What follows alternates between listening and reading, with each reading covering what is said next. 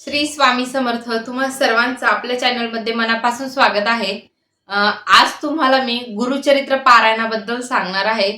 जे की मला भरपूर ज्या महिला सेवेकरी आहेत त्या प्रश्न विचारतात की ताई, तुम्ही 12 महिने गुरुचरित्र पारायण कसं केलं, तुम्हाला त्याचे काय अनुभव आले, तुमचं जे बाळ झालंय ते गुरुचरित्र पारायणामुळे झालंय का, असे भरपूर असंख्य गोष्टी ज्या आहेत त्या मला विचारल्या जातात. तर आज त्याचे जे प्रश्न आहेत ते तुमच्यासोबत शेअर करणार आहे. गुरुचरित्र पारायण मी कशा पद्धतीने केलं, किंवा संतान प्राप्तीसाठी जेव्हा आपली ट्रीटमेंट चालू असते या फेजमध्ये तुम्ही गुरुचरित्र पारायण कसं केलं हे सगळं आज तुम्हाला सांगणार आहे.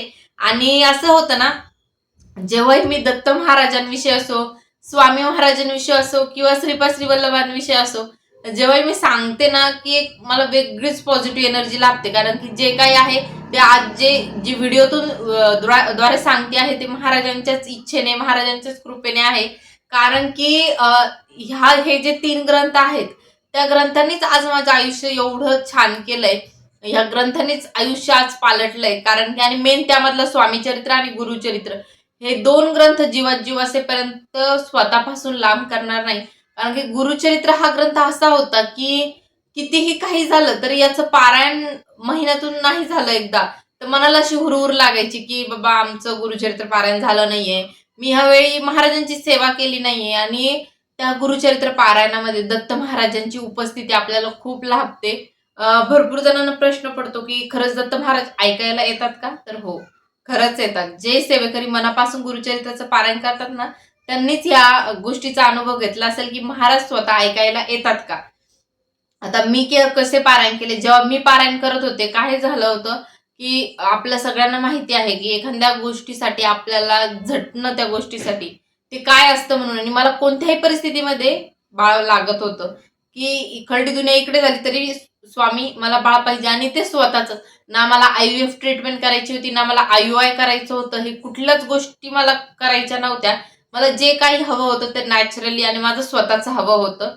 हे मी विचार मनात ठेवलाच होता की मी महाराजांकडे माझी एवढीच विनंती होती की महाराज, मला फक्त IVF IUI हे करण्याची गरज पडू देऊ नका. बाकी तुम्ही मला नका देऊ, पण मी आयुष्यात हे करणार नाही. कारण की मला माहिती नाहीये की IUI IVF त्या गोष्टी मला पटतच नाहीये का. म्हणजे कुठेतरी मला आपलं त्यामध्ये विश्वास असतो की नसतो मला त्याचं काही माहिती नाहीये. पण एक स्वतःच आपलं बाळ हवंय हे मला माहिती होत. मला बस एवढं पाहिजे होतं की जे काही हवं आहे ते नॅचरली हवं आहे. हे मी महाराजांना बोलली होती की बस माझ्यावर IVF करण्याची वेळ येऊ देऊ नका, असं मी महाराजांना बोलले. आणि तिथून पुढे जे चमत्कार व्हायला लागलेत ते असह्य, म्हणजे माझ्या कल्पनेपलीकडे होते. आम्हाला जेव्हा ट्रीटमेंट चालू तेव्हा लॅब्रोस्कोपी हे ऑपरेशनही करायला सांगितलं होतं, तेही मी केलं नाही.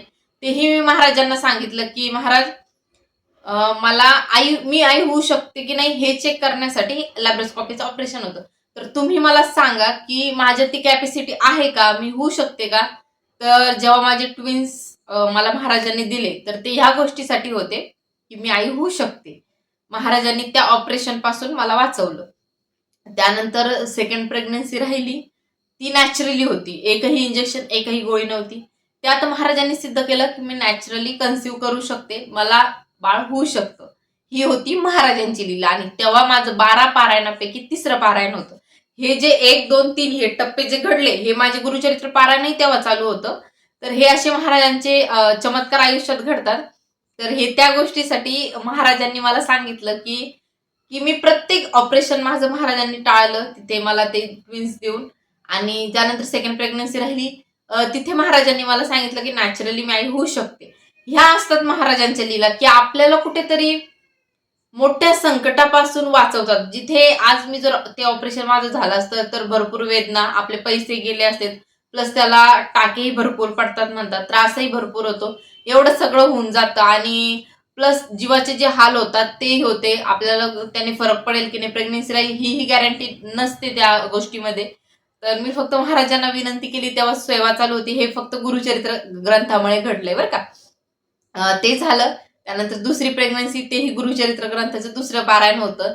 आणि ज्यानंतर माझं हे बाळ झालं तेव्हा माझे 12 पारायण पूर्ण होऊन मी परत दुसऱ्या वर्षी 12 पारायणाचं, म्हणजे अशी मला 24 पारायणाचा संकल्प घेतला होता मी. तर त्याचं फळ झालं, त्या गुरुचरित्र पारायणाचे फळ ते महाराजांनी मला त्याच्या रूपात दिलं. ना कुठे IVF केलं, ना IUI केलं, ना लॅप्रोस्कोपीचं ऑपरेशन केलं, ना कुठल्या मोठ्या महागड्या अशा ट्रीटमेंट घेतल्या. अगदी साधी सोपी ट्रीटमेंट होती. मी अगोदर त्या 2 बाळांमध्ये म्हणजे जे ट्विन्स आणि मध्ये त्या बाळांच्या मध्ये मी भरपूर पैसा घातला. माझ्या हेल्थ इश्यू होते तिथे मी भरपूर असा पैसा पाण्यासारखा पैसा घातला. 2-2.5 लाख रुपये आम्ही सहज ट्रीटमेंटमध्ये घातले असेल प्रत्येक महिन्याच्या. एवढे पैसे त्या ट्रीटमेंटमध्ये गेले. म्हणून कुठेतरी मला ते IVF IUI हे करायची नव्हतं. म्हणून महाराजांना विनंती करत होते. आणि महाराज गुरुचरित्राचा चमत्कार बघा की ह्या सगळ्या गोष्टीपासून महाराजांनी मला लांब नेलं. आणि जे काही घडलं माझ्या आयुष्यात ते नॅचरल गोष्टी होत्या. मला ह्याही कमेंट आल्या ताई तुमचं IVF आहे का? IUI नाही, माझं नॅचरल कन्सिव्ह आहे. ना कुठल्या इंजेक्शनच्या महागड्या ट्रीटमेंट होते. या अगोदर मी भरपूर साऱ्या इंजेक्शनच्या ट्रीटमेंट वगैरे घेऊन फॉलिगर स्टडी वगैरे सगळं माझं झालेलं होतं आणि भरपूर त्यामध्ये त्रास वगैरे झालेला होता मला. ते सगळं करून हे बाळ मला मिळालेलं आहे. असं गुरुचरित्र पारायणाचा महिमा आहे. आता मी एक सांगते, मला अशाही कमेंट येतात की ताई आता तुम्हाला बाळ झालं, तुमचा संसार व्यवस्थित चालू आहे, आता तुम्हाला कशासाठी तुम्ही सेवा करतात? पहिली गोष्ट तर मी क्लिअर करते की महाराजांनी आता मला काही द्यावं यासाठी माझी सेवाच नाहीये. हो, ह्या अगोदर मी स्वार्थीपणे सेवा केली कारण मला बाळ पाहिजे होतं. माझी ती सेवा स्वार्थासाठी होती. पण इथून पुढे माझी जी सेवा होत आहे ती निस्वार्थ आहे. कारण मी महाराजांकडे काही आता मागतच नाहीये. जे हवं होतं ते त्यांनी दिलं. आणि मी अशाही बायका बघितल्या आहेत की त्यांना बाळ झालं किंवा मग दुसरं कुठलं फळ मिळालं, महाराजांनी त्यांची इच्छा पूर्ण केली की त्या महाराजांकडे डोकूनही बघत नाही. म्हणजे महाराज कोण आणि त्या कोण त्यांचा काही संबंध नाही. अशाही या आपल्या सेवेकरी परिवारामध्ये बायका आहेत. कृपया त्यांना महाराजांची सेवा स्वार्थापुरती करू नका, नाहीतर नाही केली तरी चालेल, बाकी तुमचे कर्म तुमच्या सोबत आहेच. या अशा गोष्टी होत्यात माझ्या आयुष्यामध्ये की ना IVF ना IUI ना लॅप्रोस्कोपी, फक्त महाराजांवर विश्वास आणि गुरुचरित्र पारायणाची साथ, गुरुचरित्र पारायणाची ताकद. मी प्रत्येकाला सांगेन आयुष्यात एकदा तरी गुरुचरित्र पारायण करा. कारण की गुरुचरित्र ग्रंथ हा असा आहे ना, 7 दिवस एवढे सुंदर जातात. हो, महाराजांची परीक्षा होते, आपली भरपूर परीक्षा बघितली जाते, खूप कठीण असतं. जेव्हा बाळ झाल्यानंतर मी पहिल्यांदा पारायण केलं होतं ना, तेव्हा महाराजांनी माझी एवढी परीक्षा घेतली की वाचायला बसलं की बाळ उठून जायचं, तो रडायचा, तो आजारी पडला पहिल्या पारायणामध्ये बरं का.